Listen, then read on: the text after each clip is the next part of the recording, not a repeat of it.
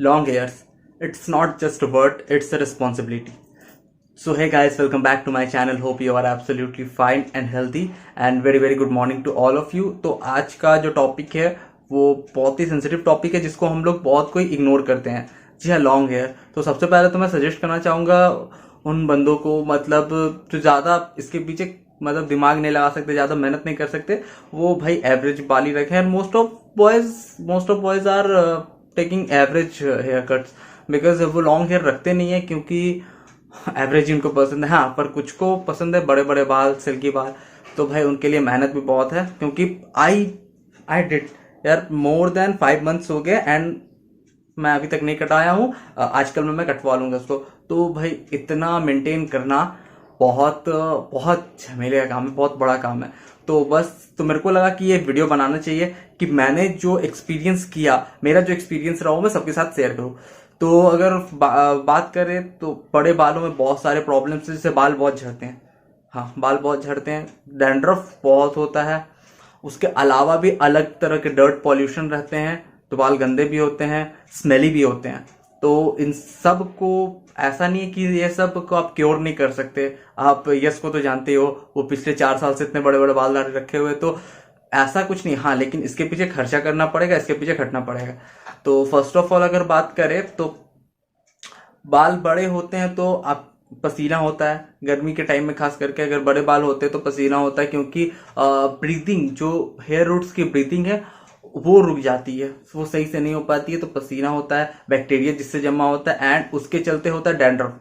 Second चीज है, जब पसीना होता है तो हम लोग जब बाहर निकलते हैं तो जो डस्ट वगैरह लगता है वो पसीने में चिपक जाता है एंड बड़े बाल होने के कारण वो आपको नॉर्मल वॉश से वो साफ नहीं होता।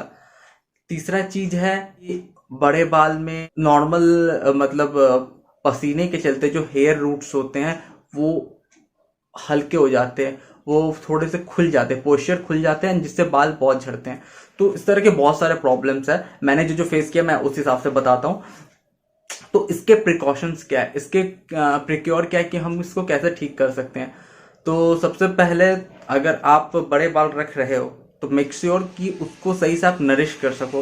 बिकॉज क्या है कि आप अगर छोटे बाल रखते हो ना तो उसमें हल्का फुल्का भी तेल वगैरह कुछ भी लगाते हो तो वो एब्जॉर्ब हो जाता है, बट बड़े बाल में वो बाल में ही रह जाता है, वो हेयर रूट्स तक नहीं पहुंचता है।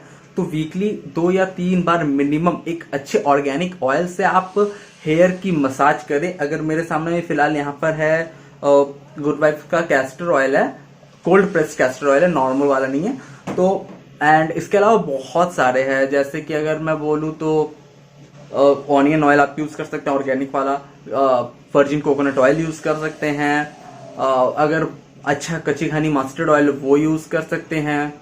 उसके अलावा आप आर्गन ऑयल यूज कर सकते हैं, आमंड ऑयल यूज कर सकते हैं। तो बहुत सारे हैं, बट आपको सही से उसका इंग्रेडिएंट्स देखना है, उसका ब्रांड देखना है और ये देखना है कि ऑर्गेनिक है कि नहीं, बस।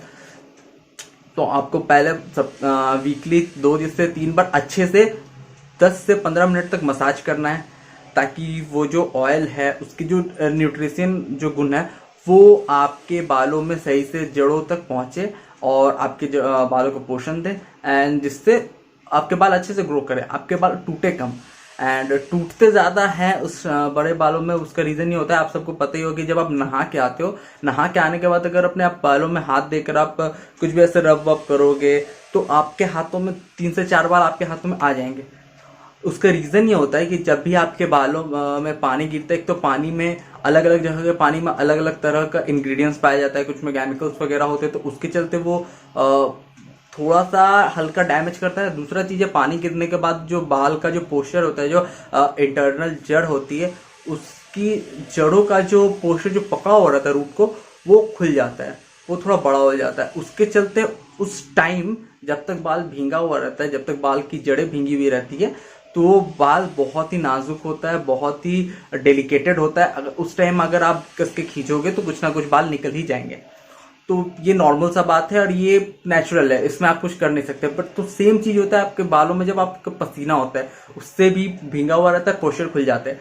तो उस टाइम पर आपको ये ध्यान रखना है कि आप पसीना कम से कम हो, बट यार आप काम में जाओगे, आप बाहर निकलोगे तो पसीना हो गए, इसीलिए। और पसीना होगा तो आपका डर्ट भी जमेगा ही, आप बाहर जाओगे तो तो जो भी डस्ट वगैरह है वो लगेगा, तो उससे बाल के अंदर में जमा हो गई और वो जनरली नॉर्मल वॉश से निकलने नहीं वाला है। इसीलिए वीक में कम से कम 2 से 3 बार, आई सजेस्ट 3 बार अच्छे से शैम्पू करना है। शैम्पू वही लेना है जो पैराबेन सल्फेट फ्री हो, थोड़ा ऑर्गेनिक हो, जो मतलब स्कैल्प के लिए कुछ मतलब प्रॉब्लम क्रिएट ना करे, एक्स्ट्रा कुछ फंगस ना हो, कुछ हार्मफुल इफेक्ट ना हो, उस तरह का आपको शैम्पू यूज करना है। अगर मेरी बात करें तो मैं वाओ का Apple cider vinegar shampoo use करता हूँ, which is 100% pure, organic and sulphate paraben free.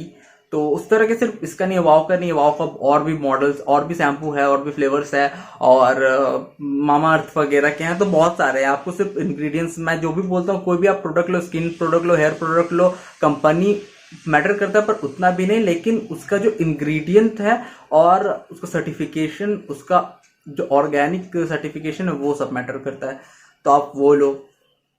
Next चीज है कि आप मिनिमम आफ्टर 10 डेज और आफ्टर 15 डेज, मतलब 10 या 15 दिन बाद आप हेयर मास्क लगाओ, which is very important.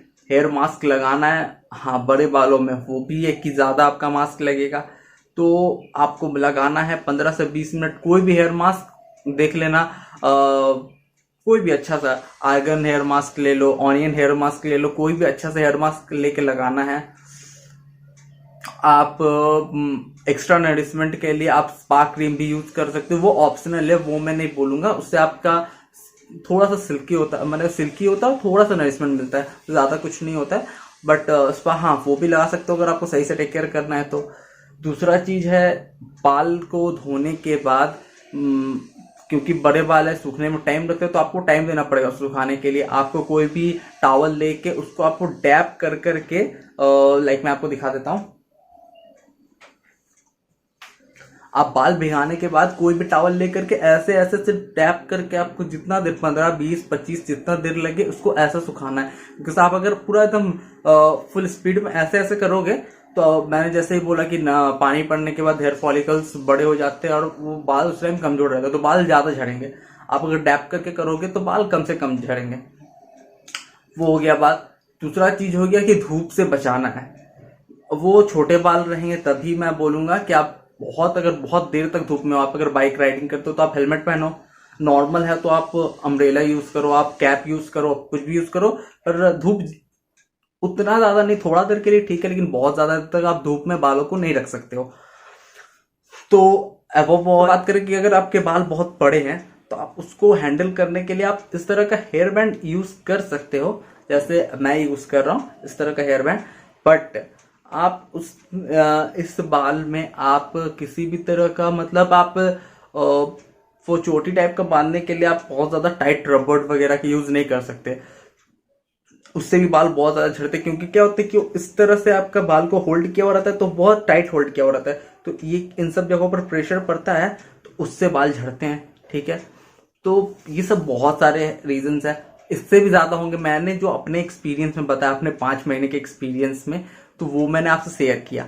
And hopefully आपको कुछ नॉलेज मिला होगा, होपफुली आपको ये वीडियो अच्छा लगा होगा। तो अगर आपको ये वीडियो अच्छा लगा तो लाइक, कमेंट, शेयर करना नहीं भूलिएगा, और मिलते हैं आपसे किसी अगले वीडियो में। तब तक के लिए बाय बाय।